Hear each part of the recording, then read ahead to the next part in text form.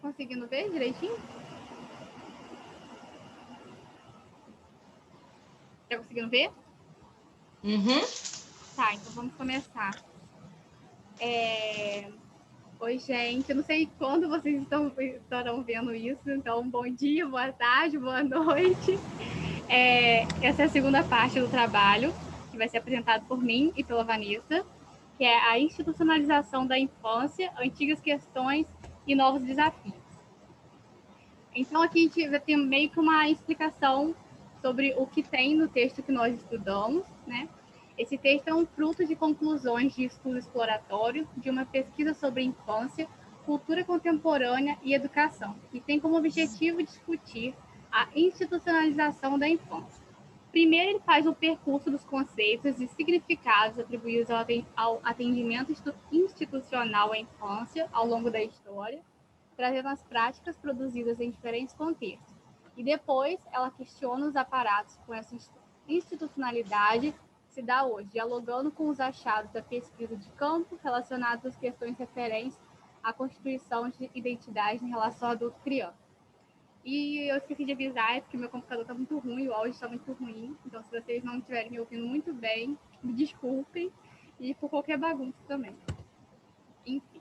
Primeiro, no texto, ele começa dizendo para a gente que ter acesso à educação infantil, né, é um direito constitucional da criança desde que ela nasce. E esse direito está relacionado a outros direitos, como, por exemplo, a proteção dessas crianças a qualquer tipo de violência, negligência, além de uma provisão das necessidades básicas, físicas, emocionais, como saúde, higiene, alimentação, coisas do tipo.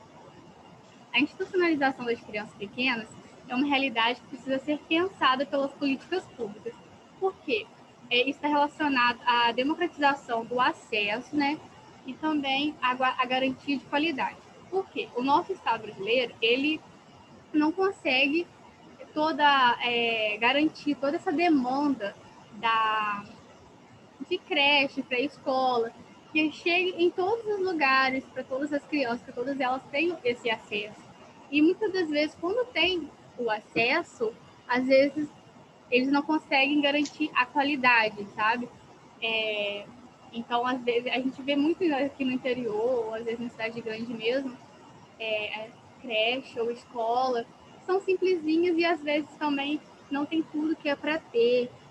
Às vezes o local em si é meio precário, às vezes não tem merenda, às vezes o professor falta, eles ficam sem esse professor ou sem alguém direito que cuide ali daquela criança, porque assim, igual mesmo na creche, né?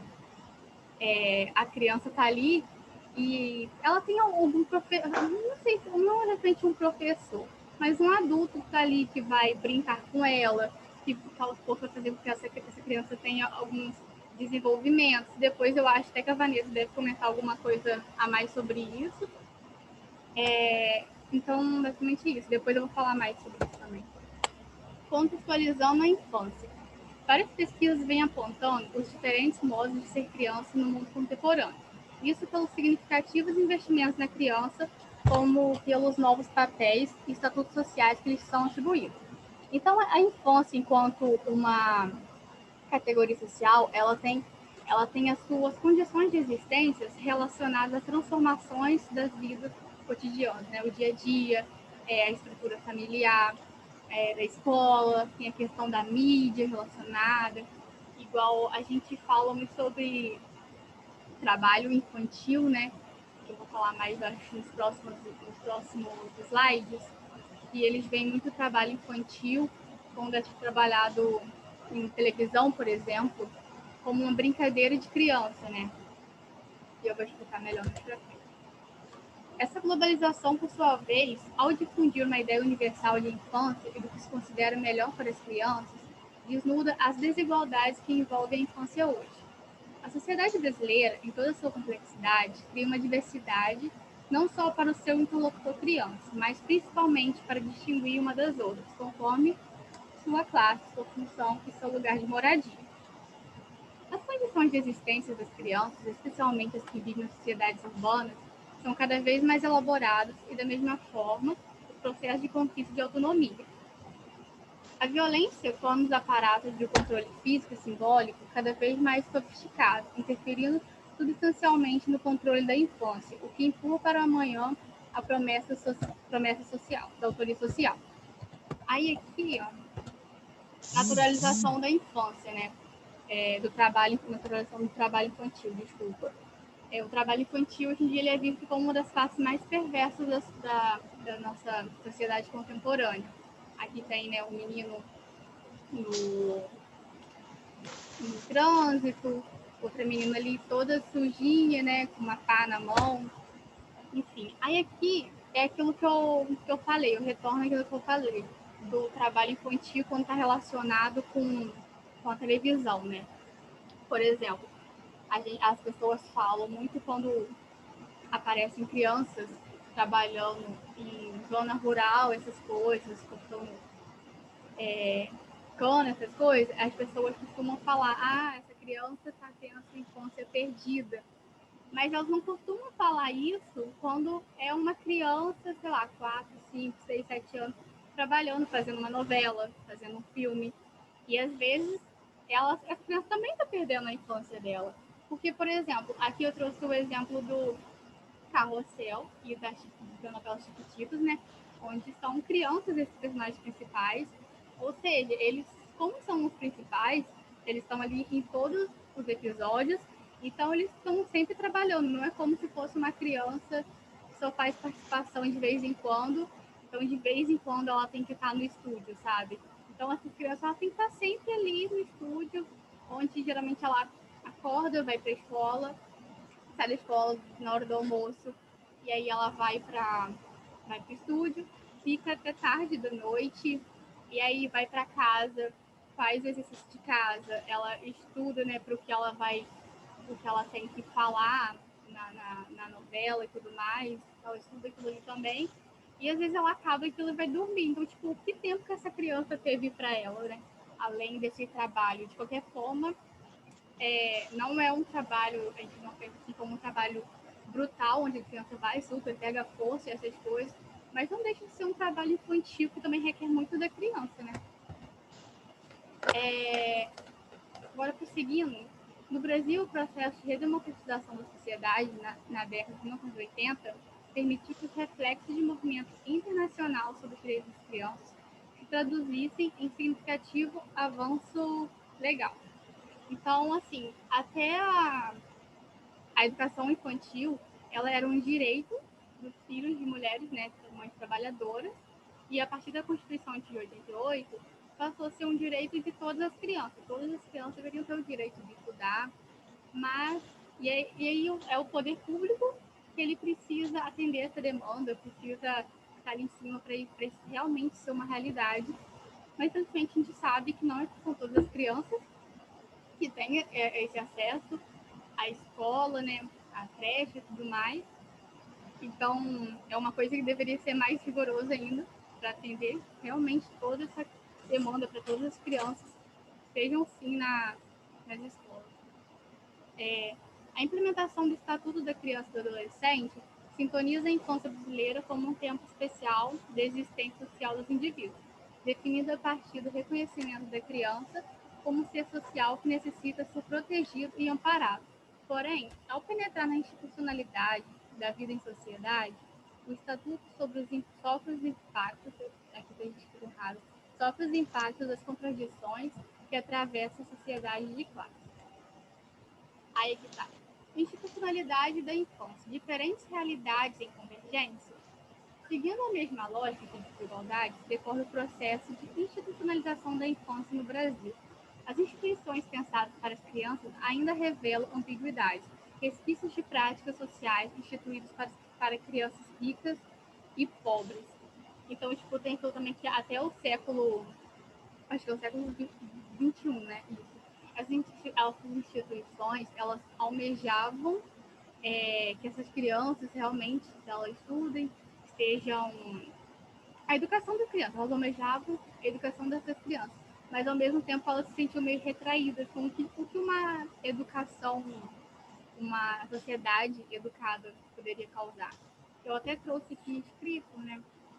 porque em contrapartida, eles vislumbravam os perigos de uma população educada, né? Então, uma sociedade ignorante no sentido de falta de conhecimento, ela é muito mais fácil de ser controlada. E que trouxe também o Hendrick, eu não sei se fala assim, ele relaciona o processo de institucionalização da infância ao seu progressivo afastamento da esfera privada da família, ou seja, as práticas educativas vão caracterizando-se pelo seu afastamento de ações familiares privadas, informais, singulares e heterogêneas. Esse daí já é seu, né? Isso. Aqui. Então, gente, como a Rafaela falou, né? Bom dia, boa noite, boa tarde. Eu vou falar de alguns fatores que provocam essa institucionalização ou a restitucionalização, palavra difícil, da infância, né? Como a gente vê, tem muita mudança acontecendo no mundo, na sociedade, né? E algumas se referem à composição familiar, o espaço, o vínculo trabalhício, que tem provocado essa mudança, né, no conceito da infância. Eu vou falar alguns. O primeiro é a composição familiar, em diferentes classes sociais. Né? Tem famílias hoje compostas, famílias uniparentais, famílias homossexuais, famílias que não são mais aquela só o pai, a mãe e o filho, mas às vezes é composto pelo avô ou filhos de outros pais. Família que as funções se invertem, né? Hoje a gente vê aí que tem mulheres que são chefe de casa e tem os pais, né? Que às vezes por uma falta de emprego começaram a assumir aquelas funções domésticas, né? E a mulher não só que ela é chefe, mas assim, algumas mulheres por necessidade teve que ir em busca do serviço, e mulheres pelo crescimento pessoal, né? Então, hoje, é muito raro a gente ver aquela mulher, aquela mãe que se dedique unicamente para os filhos, né? Os filhos, a casa, a educação dos filhos. Não que isso seja errado, mas é difícil ver.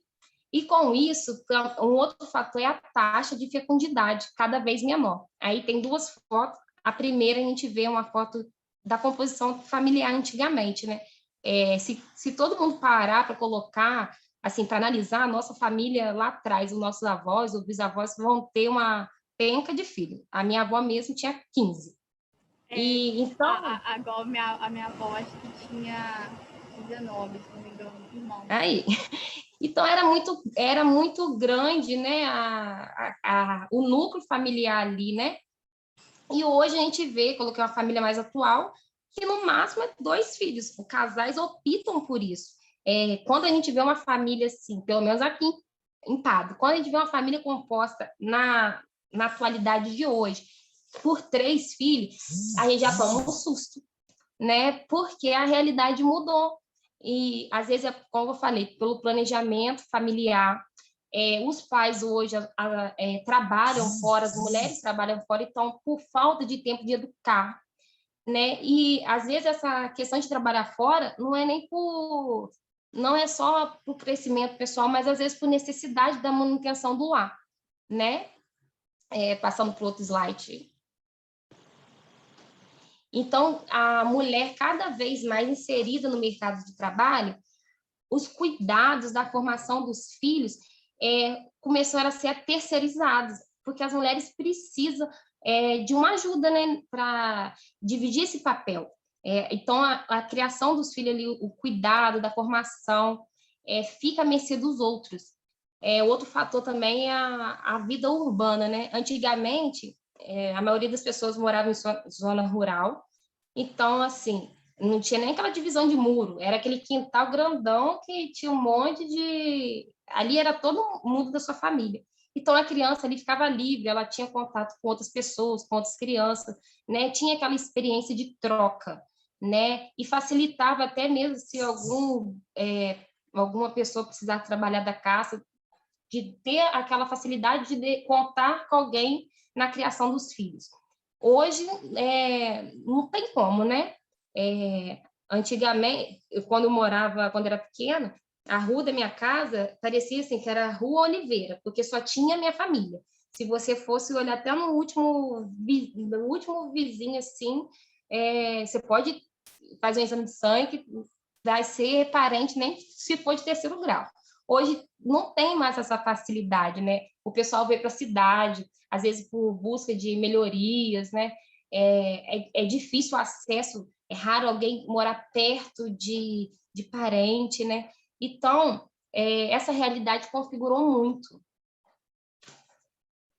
Eu queria falar rapidinho, porque às vezes eu me sinto que eu sou uma raridade, porque eu moro na zona rural e assim, aqui onde eu moro, realmente tem muita família minha, igual você falou, muita família. E aqui, igual assim, perto aqui na frente da minha casa, tem a casa da minha tia, onde ela tem 3 filhos, e também tem aquilo das pessoas ficarem olhando assim, tipo, meu Deus, 3 filhos, ainda mais que ela tem 30 anos, ela é nova, enfim. E aí, quando ela precisa, ela sempre fala com a gente aqui, a gente fica com as crianças, a gente não pode, o outro fica aqui do lado e tal. E, infelizmente, não é todo mundo que tem essa sorte, digamos assim, né? Isso é um fato, né? Igual a questão aqui em Pádua, tem uma família composta por 6 crianças. E o pessoal, quando vê na rua, já fala assim, é pessoal da igreja católica, da igreja tradicional católica, porque é aquele pessoal que tem um monte de filho. Porque o pessoal não imagina um outro... É só aquilo ali, 2, no máximo 3, né?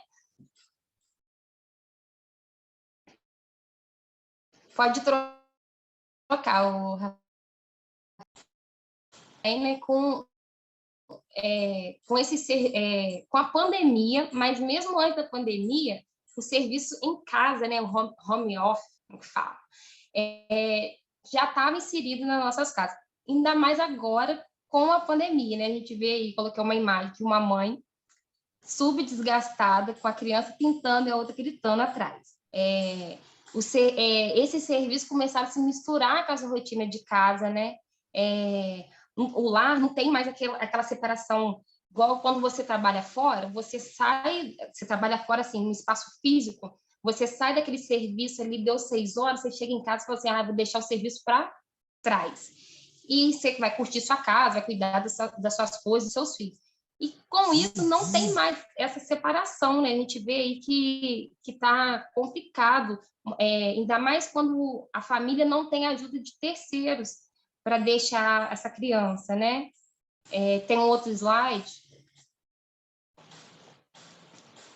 E aí a gente vê o pai em uma reunião com a secretaria de trabalho, né?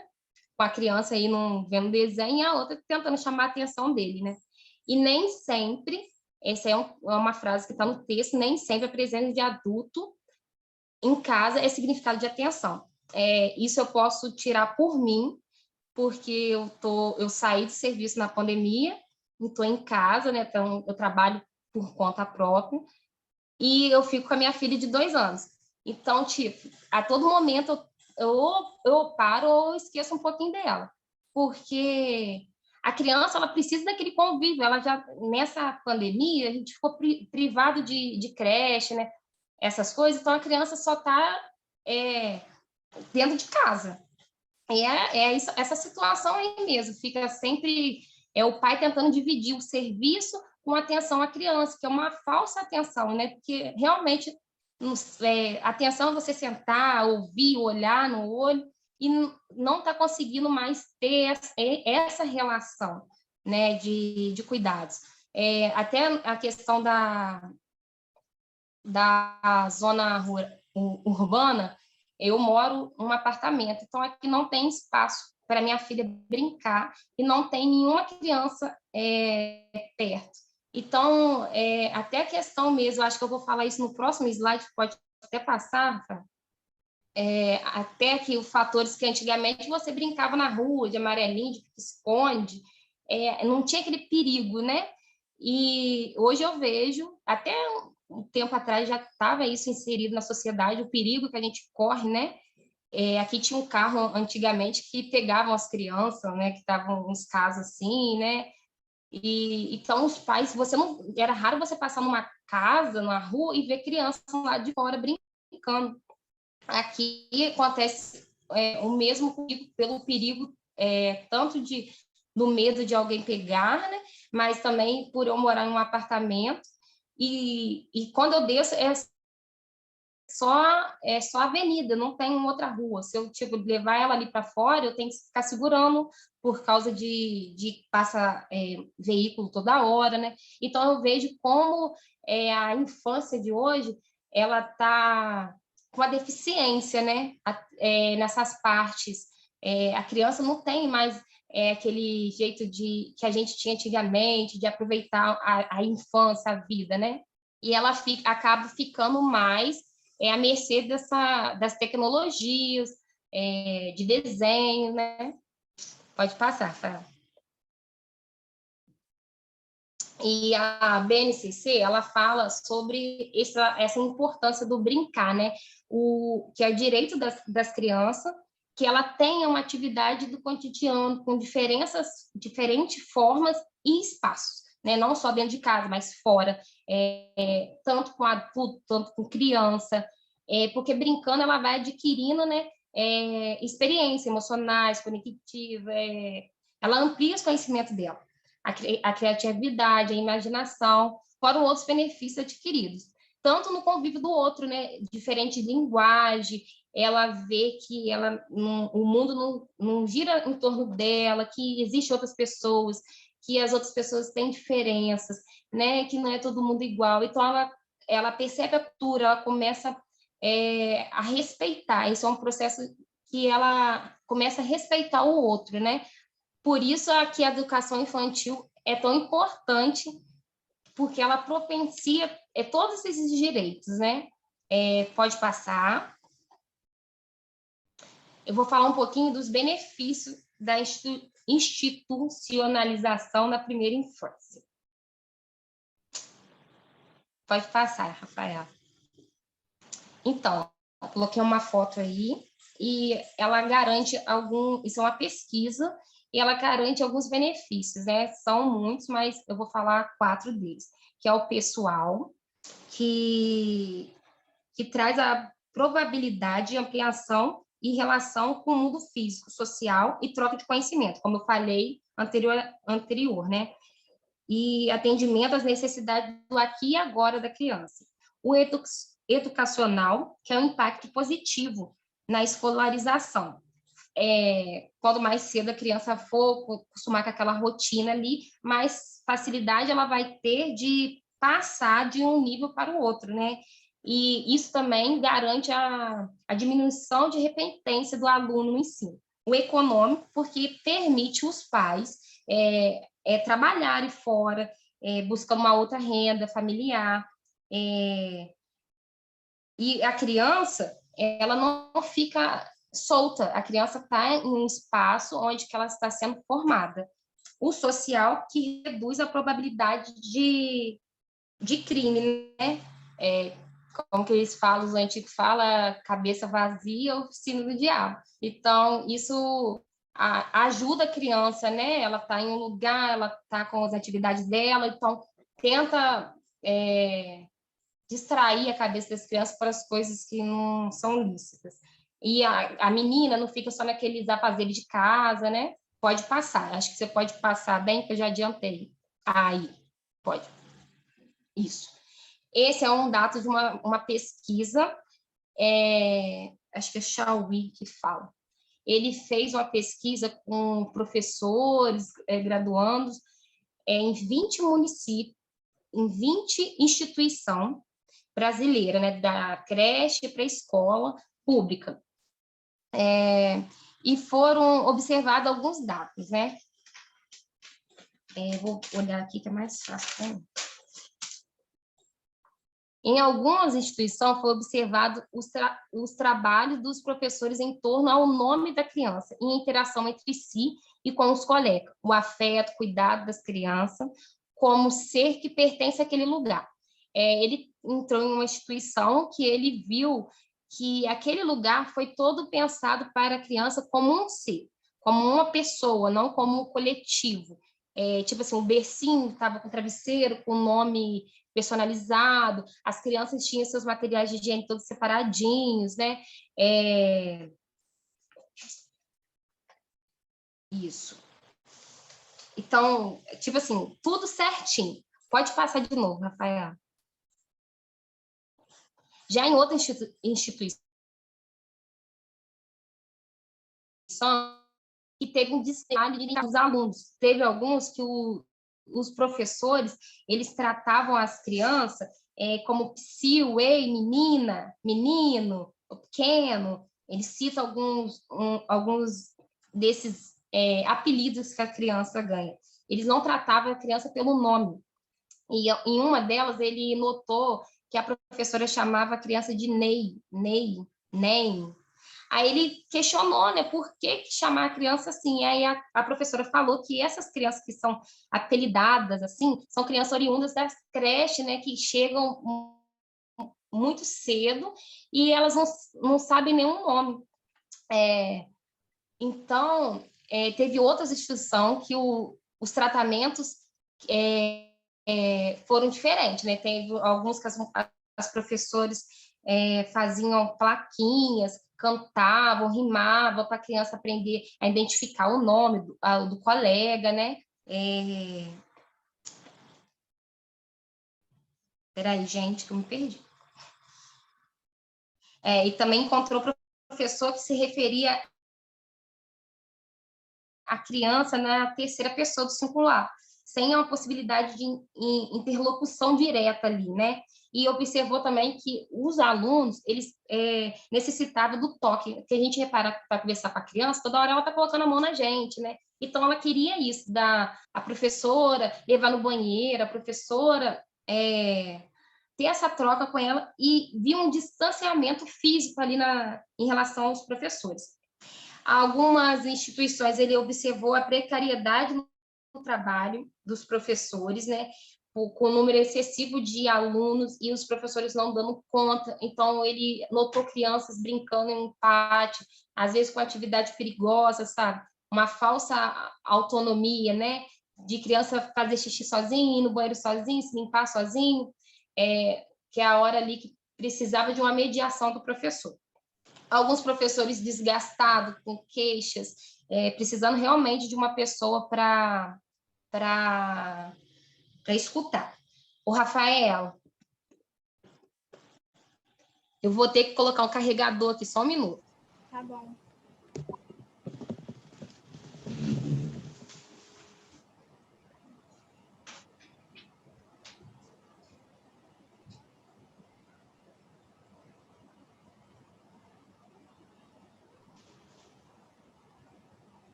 Gente, desculpa, mas meu celular está descarregando. Pode passar, Rafael.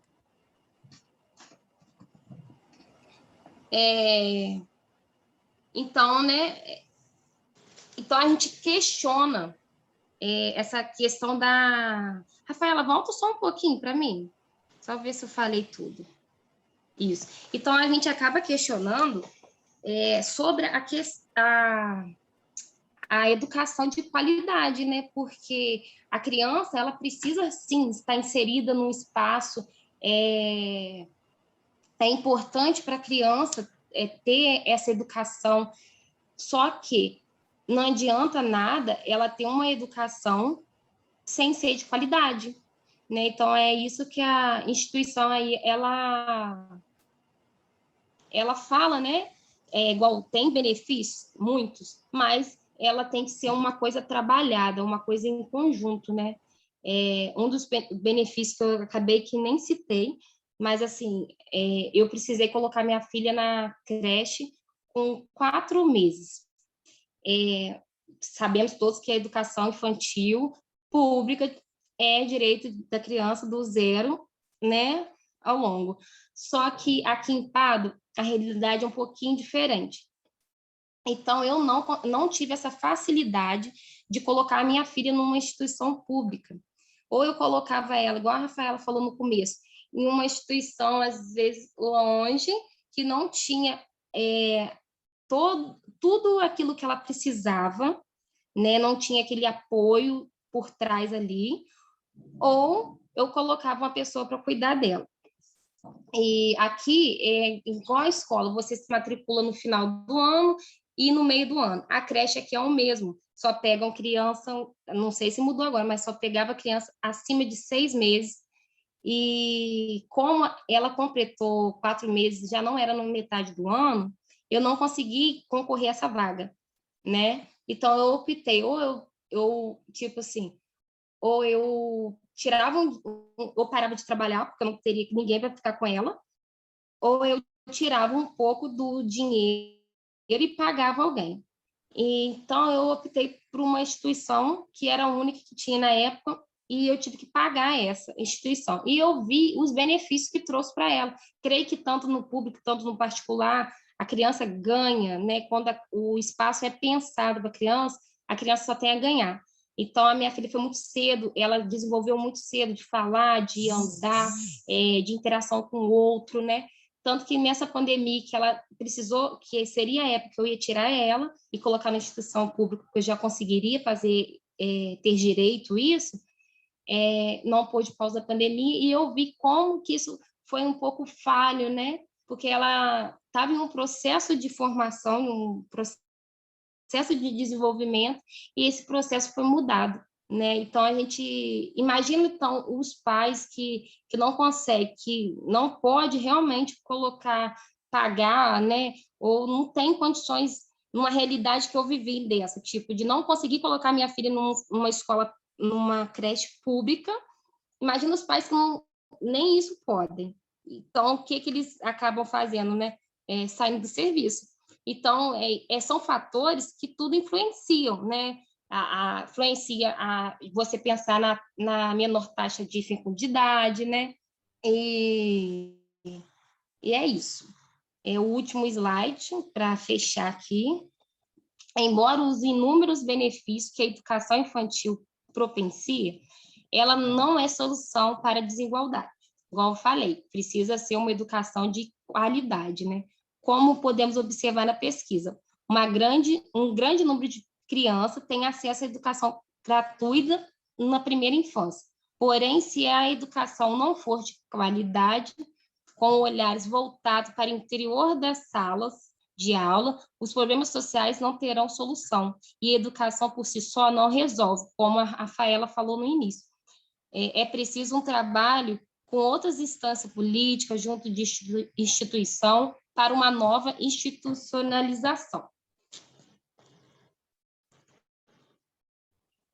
E quando ela falou, a Vanessa falou sobre a importância da criança desde o início, ela ter esse contato com outras crianças, né? Essas experiências iniciais que agora na pandemia tá sendo um pouco mais difícil, né? Eu vi um vídeo que era uma criança de um ano, acho que era um ano. Ela nasceu, acho que um pouquinho antes do começo da pandemia. E aí, todo mundo em quarentena e tal, e ela não é do Brasil, então a mãe dela também tá cobrindo direitinho a quarentena. Então, a criança não tinha contato com outras crianças, escola, nada disso. E aí, agora nessa fase que deu uma diminuída, a mãe dela levou ela no parque e tal, e lá tava cheio de criança. E aí, quando essa criança chegou lá, ela ficava, tipo, olhando para tudo, ela estranhava aquilo, porque ela nunca conviveu, sabe, com outras pessoas, ela não teve essa relação. Eu achei muito estranho, de certa forma. A Sofia mesmo, que já teve, ela nasceu antes da pandemia, então ela já teve esse convívio com pessoas e ela era assim, não precisava conhecer, que ela já ia para o colo. E essa pandemia mudou tanto, né, esse processo, que aqui em Pada tem um parque ecológico, então no final de semana eu tento levar ela lá, porque é o único espaço que tem para a criança ficar solta, sem perigo de carro, né? E como você falou, ela tem um monte de criança, tem um monte de brinquedo, ela está assim, no espaço dela. ela lambe o chão, come areia, ela tá no Criança espaço raiz. dela. Aí ela quer chegar perto das outras crianças, mas não pode, é por conta da pandemia, aí você tem que ficar segurando a criança, às vezes uns pais não esquentam e deixam ficar, mas tem outros que já tira a criança logo, né? Então, assim, por mais que tenha essa questão do querer, né, ficar, tem essa questão da pandemia, que as nossas crianças de hoje, ela vai ainda um processo muito longo aí, até ter essa Veio para interação, né? atrasar a vida das pessoas no geral, né? Mesmo as crianças. As escolas vão ter que fazer um trabalho muito bom para adequar essa criança de novo, né? Tentar melhorar aí. Você tem mais uma coisa para falar, Vanessa? Não. Então, gente, eu também não tenho. Esse foi o nosso trabalho. Espero que tenha contribuído para vocês de alguma forma, que tenha dado para vocês entenderem, ouvir direitinho, porque, como eu disse, meu áudio eu sei que não está muito bom, mas espero que tenha dado para vocês entenderem. E é isso. Tchau, gente. Tchau, gente. Obrigada aí pela atenção. Obrigada.